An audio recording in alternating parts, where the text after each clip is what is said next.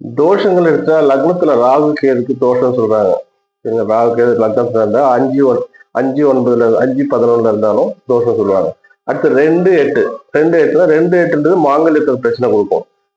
லக்னத்துல இருக்கும்போது லக்னத்துல கேது 7 ராகு இருக்கும்போது தாமத திருமணம் கொஞ்சம் அதாவது பற்றுதல் அற்ற தன்மை இதெல்லாம் இருக்கும்.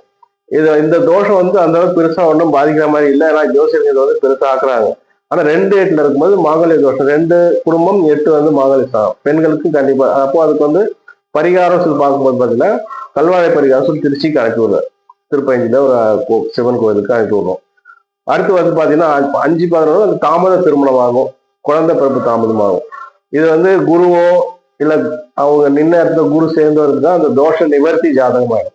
குரு பார்த்தாலோ குரு சேர்ந்தாலோ குரு பார்க்க இது கூட சேர்ந்தாலும் தோஷ நிவர்த்தி. அதுலயும் வந்து 5-9 வலுத்து இருந்தாதான் நம்ம கொடுக்குற பரிகாரங்கள் வேலை செய்யும். 5-9க்குள்ள கிரகங்கள் 6-8-12 போயிட்டு தான் பரிகாரம் செஞ்சாலும் அது அவங்களுக்கு உண்டான கர்மாவை அவங்க அனுபவிச்சே தீரணும். அடுத்து செவ்வாய் பார்த்தீங்கன்னா 2-4-7-8 இருந்தா 12 தோஷம் சொல்லுவாங்க. ஆனா அதுலயும் வந்து விதி இருக்கு. மகரம் கும்பம், அடுத்து மேஷம் விருச்சகம், அடுத்து கடகம் சிம்மம், இங்கெல்லாம் இருந்தா தோஷம் கிடையாது. இது வந்து அது தோஷத்துல சேர்த்திக்கல. அடுத்து குருவோட செஞ்சுட்டா தனித்த செவ்வாய்க்கு மட்டும்தான் தோஷம்.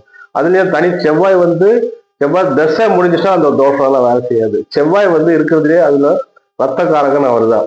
அந்த பிளட் குரூப் கண்டுபிடிக்க செவ்வாய் வச்சு பண்றாங்க. செவ்வாய் வந்து பாத்தீங்கன்னா அந்த செவ்வாய் தோஷம்ன்றது அந்த பிளட்டு, அதாவது அந்த காலத்துல வந்து அப்பெல்லாம் ஒரு பிரச்சனை இருந்தது.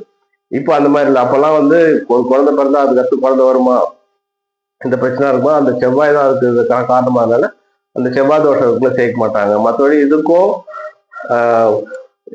இதுக்கும் வந்து அந்த கல்யாண வாழ்க்கைக்கும் நிறைய விஷயங்கள் வந்து சம்பந்தம் எல்லாம் பேசிட்டு இருக்காங்க. அடுத்து பாத்தீங்கன்னா செவ்வாய் வந்து மங்களக்காரகன் தான் சொல்றாங்க. அதனால நம்ம வந்து இங்கதான் அந்த செவ்வாய் தோஷம் இது தோஷம்லாம் நிவர்த்தி ஜாதகமும் இருக்கு.